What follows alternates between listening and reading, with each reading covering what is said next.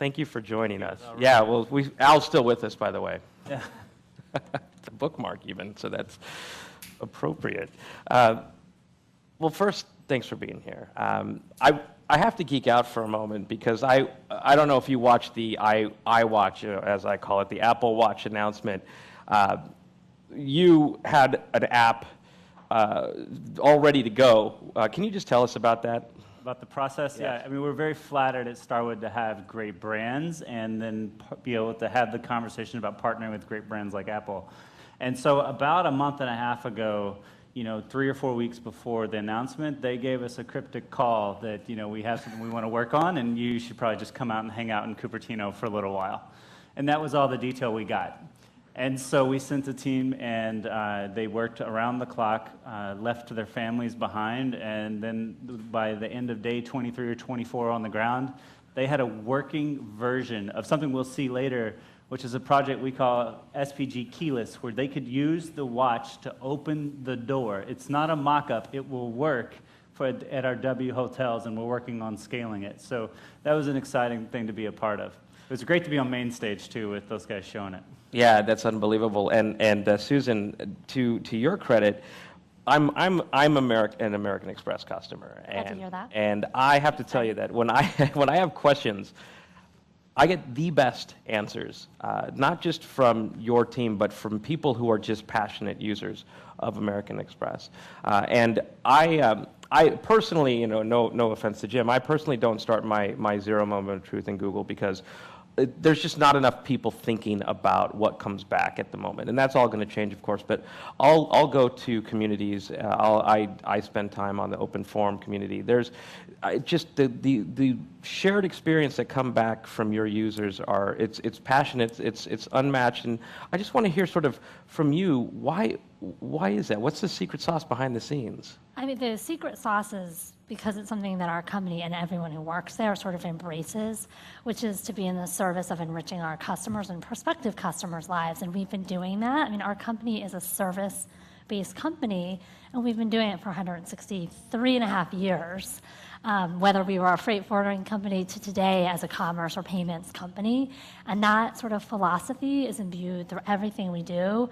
Across the organization. And so I think that comes through in the relationship that you have as a card member and all the moments of truth that you have, whether it's when you go to pay or if you have a problem or if you're a Platinum card member and you need to call concierge because you want to set up a fabulous evening for your fiance. Right. So it basically, to the content, which I'm sure we'll get to, is something that's imbued in everything that we do, is how can we be of service to our customers in a way that enriches their lives or their businesses in the case of small open forum. Right. Well, I love the word enrich, and that is because to me it says you're intentionally trying to improve someone's experience based on whatever the context of that engagement is. And I think we all actually could do a better job of that. And let's give an example. So if we could queue up and start to play the American Express video, let's see what that looks like. My noggin's going to be in the way. enhance the view. And there's always that uncomfortable moment when it doesn't play when you ask it to play. So if we could cue it, there we go. I had come to the end of a very selfish 10 years and realized that I was really one of the most deeply unhappy people that I knew. I learned about the global need for clean drinking water, and I decided to try to do something about it. This is the story of a financial company, helping people invest in their passions instead of possessions. The story of an ex-nightclub promoter bringing clean water to Africa. The story of a DIY dressmaker working out of her bedroom. And a young woman fighting to keep Detroit warm. This is the Passion Project. In 2013, American Express assembled a new team and gave them a simple mission. Find inspiring projects and use the power of the Amex network to help them succeed. Not just with money, but with the benefits, partners, and connections Amex is famous for. We fell in love with projects from all corners of the web. A Reddit cartoonist, a pizza aficionado, musicians, ballerinas, designers, even a celebrity cat. And together, we accomplished amazing things. We launched cookbooks, helped rebuild an animal shelter, found new equipment for young coders. And for Scott, we helped him bring clean water to a village of 2,500 people. For each unique project, we found a unique solution. And when we shared our stories, they struck a cultural nerve and captured the world's attention. Interactive experiences let anyone with an iPhone get their hands dirty. And we even launched a nationwide social contest that kickstarted 10 projects a month. People began to see us in a new light, and that changed everything. The Passion Project is not a stunt. It's not an ad. It's an investment in the passions of a new generation, and it's starting to pay off. That's incredibly human, and I love. Look, earlier yesterday we talked about how customer experience is the new marketing, or actually today, and the fact that you don't just enrich your users or your customers' lives, you're empowering them to sort of unlock the experiences and their passions. So what was the inspiration? What's the story behind the Passion Project? I mean, the inspiration behind this started with a consumer insight. And we did a lot of work sort of really understanding what's going on in culture. And we know, I mean, you're sort of familiar with the makers movement, and technology has really enabled people to pursue their passions in ways that they hadn't in the past. Sort of uncertain economic times has made people sort of reassess what's important to them.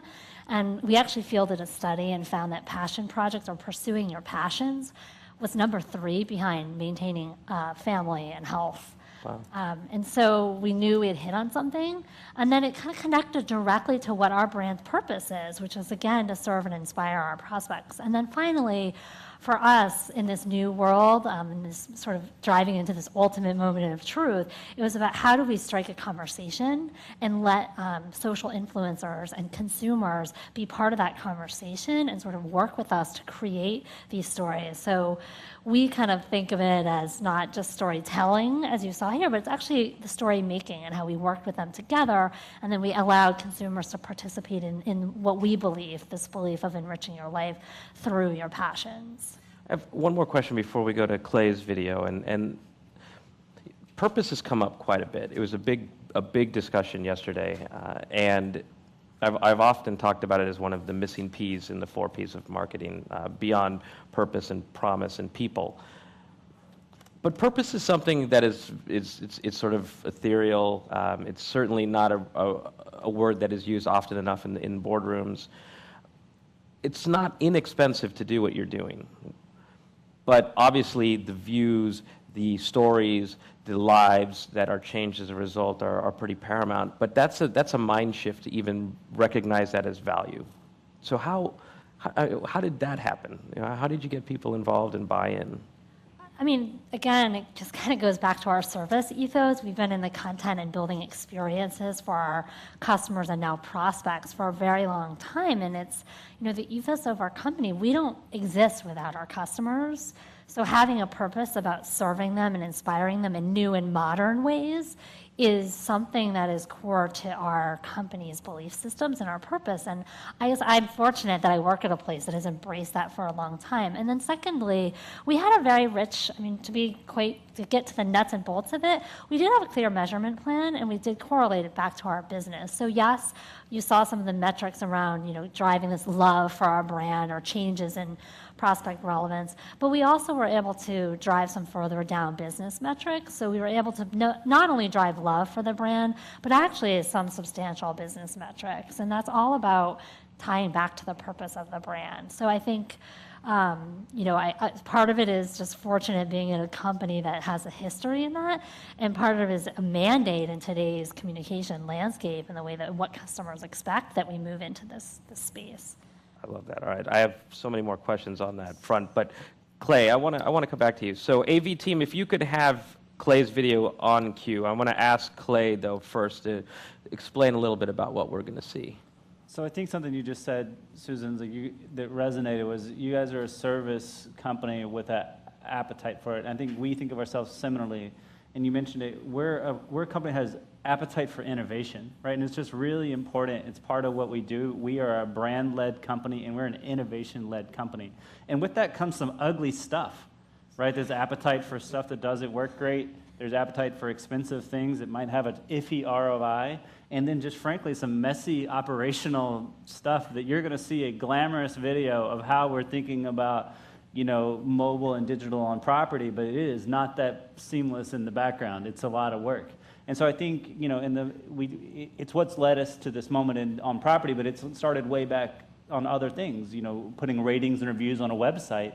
That's a tough decision when you own a hotel that said they may say some bad things about you there, right? And do we really want to have that? Right? Do we want to allow guests to put their own photos of our hotels when we spend a lot of money having professional photos taken? And so just sort of appetite for change is something that's important at the very top, and we're fortunate to have it. Wow. All right, well, let's play the video.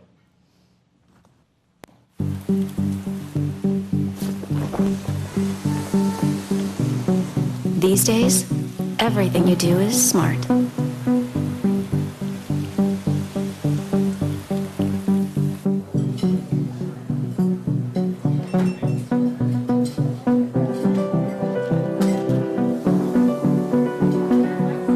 From the way you pay,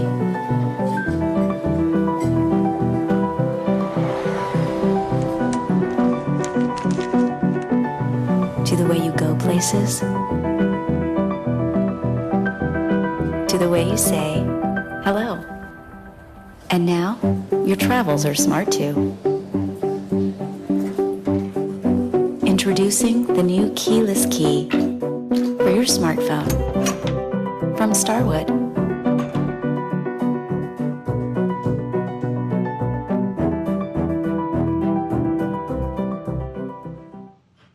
Well done. So driving an in-app experience such as that is not inexpensive, right? And so there's always, we know that the three letters that everybody wants to know about is sort of what's the ROI. And we know that the I on that one is not insubstantial. But like to your point as well, I mean, when you look at what the R could be, what the return is, right? It's very clear that that's actually a return on experience. That's incredible. That's right. It's this moment of truth we're talking about, which is like the moment of truth is when I am walking, it used to be I used to have to walk to the front desk. Well, now you can land, and we can greet you as you land, and the moment of truth becomes, and then I go to the lobby. What does it say to me when I come into the lobby? And then I go into the door.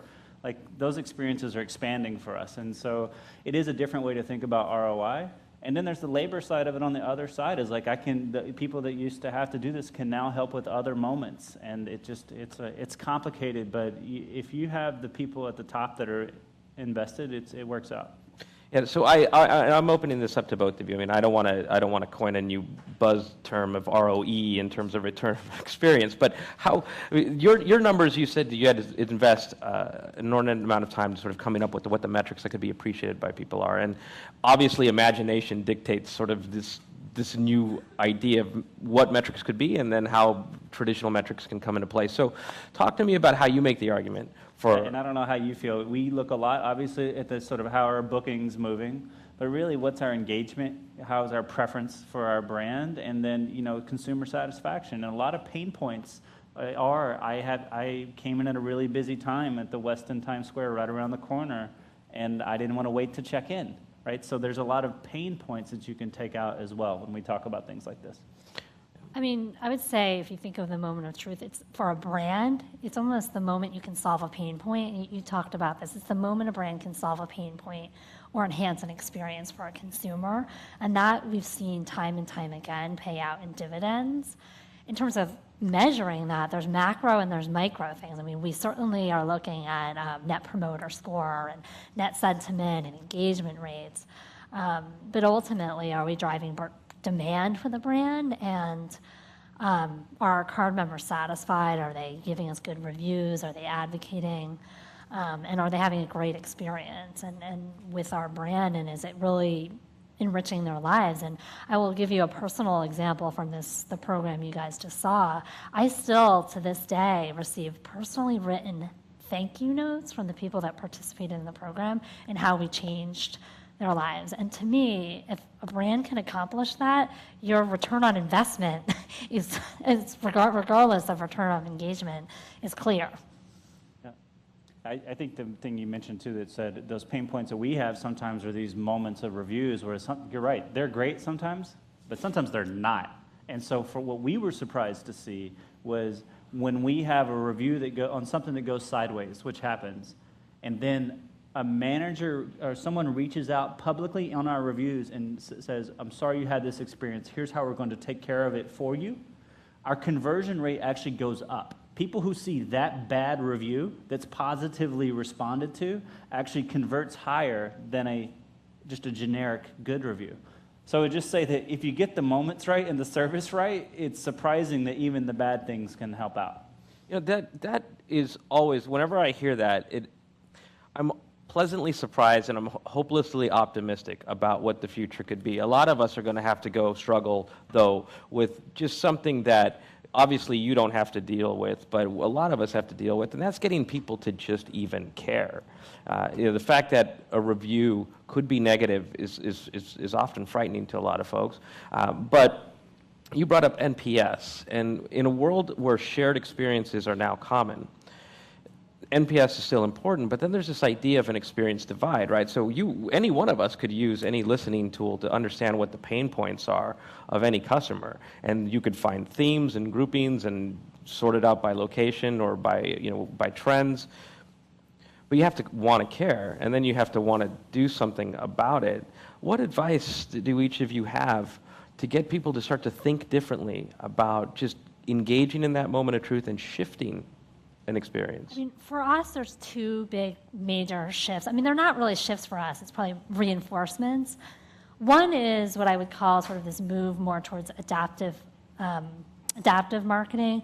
And that is actually even ladders up to sort of us pushing towards a growth mindset in terms of just the way that we operate as a company to fail, fast forward, et cetera, and really think about using adaptive marketing to do that. And if you don't embrace, I mean, that's the marketing world is changing, the consumer is changing, and there's loads and loads of facts to prove that out. So, I mean, if you're trying to sell this in, you can go get those facts and prove out why you have to be in the adaptive marketing space and how you have to constantly be thinking about that. And then the second piece, which is traditional marketing, which is understanding your customer. And now we just have so many more tools, social listening probably being the most sort of close to the customer, that you have to be using that. It's available to you. You have to be using it, not just to understand things about your customer, but to help understand the motivations behind the customers, the why behind the what, and then figure out how can your brand or your product solve that pain point or that tension point.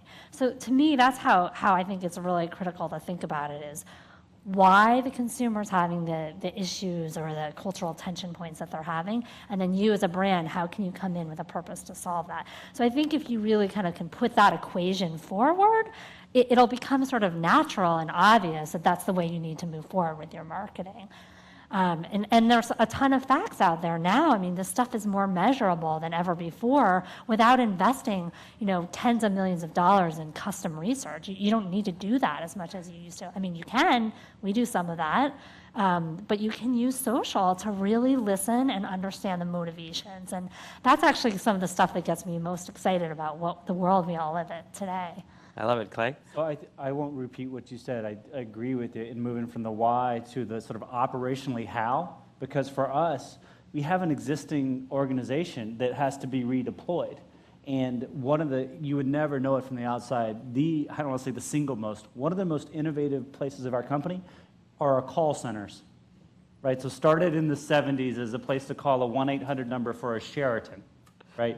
But you talk about the social listening tools. Those are the people who are monitoring the social listening tools, and they are fired up about the career path that all of a sudden I'm involved in your social marketing efforts, and I can reach out to a customer there. And if you look at from where they've gone to where they are now, less than 50% of their job is answering the phone for reservation. It's, wow, look at what's happening on social. Look at these 40,000 photos a month we get tagged with on Instagram, and then how do we curate? And so I would just say, a lot of the case for change was easy for us when we could say, and we have these people right here, as opposed to having to build out this big organization to do it. If you look at sort of experiences, I admire both of your companies because you've both been able to cite an ethos, right? Innovation, enablement, empowerment, and that idea of purpose is much more important than ever before. But what a lot of us don't necessarily understand or even know how to do when we get back to the organization is this: maybe we don't have that, right? Maybe we have access to social listening tools, and as Emilio said in the last discussion, maybe we just have to make that case for change. And I want to throw something out there, because both of you are in the business where experiences are part of the currency that really create the communities that you have. We all know that a happy customer will tell a few people. We'll know that an unhappy customer will tell even more people. But in an era of a connected society where those experiences don't vanish, right? They're shared, they sort of index, they start to build. It's not uncommon, or it's not hard, let's just say, to look at what the accumulation of those shared experiences are versus how you say your brand should be experienced, and to see what the divide is, right? Because I'm sure there's going to be a divide in a lot of cases. How do you think about sort of positive conditioning or cultivating the more sharing of experiences as part of sort of the future of loyalty? I mean, we watch this like crazy, and we are just, and I mentioned it in the reviews, but we think very much about, you need to be public, and you need to be prompt, and you need to be thorough. And so when you're responding, I want you right in front of everyone as soon as you can get to it, and you're gold and measured on that response time, and then you're fair. And so our guests understand when someone is being reasonable and someone is being unreasonable, right? And then you don't try to sort of, you can't answer everybody, but you've got to be out there in the conversation. So I think for us, and we goal our team against it, it is a very concrete thing that we do. I would say there's two sides of it for us. On one side, as a financial services company built on trust and security, we have to respond. We have to be out there. We have to address our customers' issues, both because it's part of our culture, but also being a financial services company. So I think getting out there and responding the way Clay talked about it in a transparent and helpful manner is core to our DNA, and is something we do day in and day out through our social channels. On the flip side, I think in terms of sort of ratcheting up, the positive side of it is all about giving them something to talk about and creating those experiences that they love and that they want to share and that they want to participate in. And given that that's what customers and consumers are expecting today, you actually cannot physically afford to ignore it. I mean, if you look at, if you're trying to convince this to the people in your organization, I think the police forces have said something like 60-70% of cases are solved using social media. So how could you when it goes that far, I don't think you as a brand can ignore it. So you got to think about both how you can be authentic and respond, and then on the flip side, how can you give them something to talk about and enrich their lives? Give them something to talk about. I love it. Well, Susan, Clay, we are out of time. Thank you so much for sharing your stories. Thank you.